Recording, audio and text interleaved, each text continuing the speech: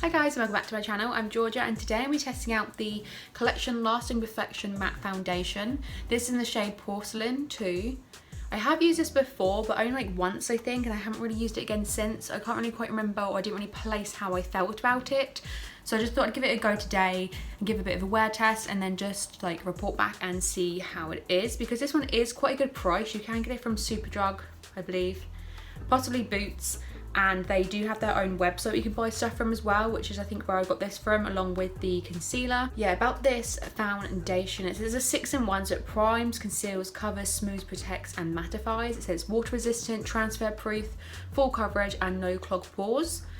It says up to 16 hours wear and SPF 30 in there. One side of my face I'm probably going to use a brush, and the other side I'm going to use a beauty blender, and then maybe go over the top with that if it is a bit or anything, you know, but just to see how it applies. I know the Collection concealer was a really big hit and people have been using it like it's like a really good concealer to use like drugstore wise and everything, and my sister has been using it for quite a few years, like on and off, so I know that is pretty good from what I've heard, but I just didn't really hear much about the foundation and everything, and I just thought I wanted to give that a go. It says shake well before use.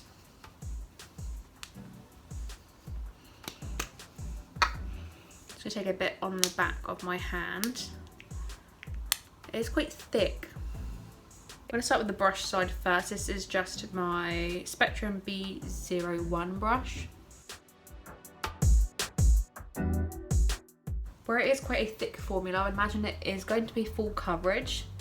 But obviously we'll just have to see once it's actually on the skin. And it isn't quite light as well. Like, once it's all over my face, it probably will look all right wise for me. But for now, comparing it to my actual face, it does look quite light. They do have a few different shades, can't remember how many. I'll put it here. Quite a few shades, almost quite similar. Which I suppose is good because they might have different undertones, but it just kind of made it a bit difficult to actually find your shade. Now, seeing as I've literally only just looked in the mirror now, I have been able to apply that quite easily. Has gone nicely. There's no like streaks or brush marks in it at all. The only thing I'd say, it does look kind of dry. And it's not as full coverage as I thought it was going to be. Of course, it's not going to absolutely cover everything, but overall it looks full coverage from far away, but kind of up close I feel like you can kind of see my blemishes still. Just going to take a bit more and then just go in with my beauty blender. This is kind of like my preferred way of putting my foundation on recently, just because I do find that my brush does get quite streaky, and I just like the finish that a beauty blender gives to the foundation. I don't know why I feel the need not to use a mirror. Like, I can see myself on my phone here, but it's not the same as actually looking up close and seeing how it's blended in, or I missed any patches or anything. I much prefer this beauty blender side. It doesn't look as dry, it doesn't look as cakey, it hasn't really caught in as many places. It just looks a lot more natural on the skin. So I think maybe that might be the way forward with this. I do find I do have to play around with foundation sometimes as well, because my first impression of something could always be different, because if I've got a different skincare underneath, or if I've used a brush, it works better with the beauty blender. If I've used a beauty blender, it looks better with the brush and all of that, you know. But I like this side much better so far. Okay, just put some lip balm on because my lips are dry as hell. But I'm gonna go in and try some cheek products now on top of the foundation to see how that goes. I'll probably just be using this with my beauty blender on each side. Not keeping it with the brush because I'm not really testing these. I just prefer how they go with my beauty blender. I've got the Fenty Matchsticks in the shade Amber. I just use this to contour.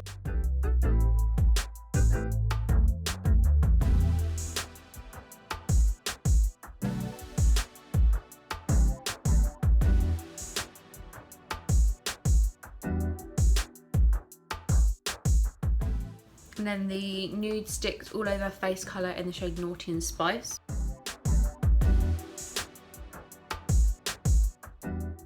Just gonna blend that out to see how it goes with everything.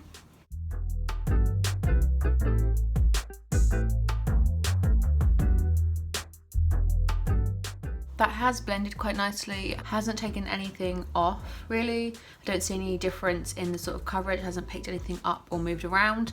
It does feel quite matte actually. Almost slightly powdery. It's slightly tacky on my cheeks where I have got the extra product, but it almost feels slightly powdery. And it has probably like dried down a little bit to actually become matte. So maybe that's why it's helped with not moving around with the product. But I don't really know how I feel about it just yet. It does look slightly cakey still underneath my eyes, rather than the normal creases which I have, which normal foundation goes into, or like concealer and stuff. It's almost in the smaller tiny little creases.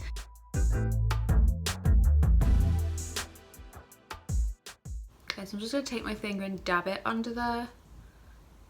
Really pushing it into where it should be. This should help with it creasing, hopefully, when I put the powder on. In my chin crease here too. But this is it for the foundation. I'm going to go ahead and powder everything. So I'm just going with a smaller brush and putting it where I think I need the powder first, where I really want to concentrate that powder to make sure everything is set there. And then I'm going to take a fluffy brush and just put it over the rest of my face, just to make sure that everything is set. It does feel quite matte, but I just want to make sure in case I put any other powder products on top, I don't want it to like catch in places or anything. It doesn't necessarily feel dry on my face, but where it's quite a matte foundation, I do feel like maybe that's why it is setting into creases. This does seem like it's quite a mattifying foundation. Like I said, it doesn't really feel dry on your skin, but it does look dry in places. So this might be quite good if you have quite oily skin. Okay, so this is what the foundation looks like now. It definitely looks a lot better under my chin here now that I kind of blended it out a bit more and then put powder on top of it. Like it's not as like creasy there, but I definitely say that's how it's gonna go because it just happens with other foundations anyway, but this one just felt like extra. And then under my eyes, it just looks a bit dry, but I suppose it is a matte foundation, so it's going to be slightly drying, and I did put powder on top of it as well. But again, if I use something else or I use a different concealer, it probably wouldn't work that way. But just for the foundation alone, this is what I'm noticing. And then also on this eye, which I use with the brush, it does look kind of patchy or dry. Whereas this side, when I did it with Beauty Blender, it just looks normal. So I feel like maybe that is a contribution of using the brush. But maybe just over this area, I'd probably use a Beauty Blender instead.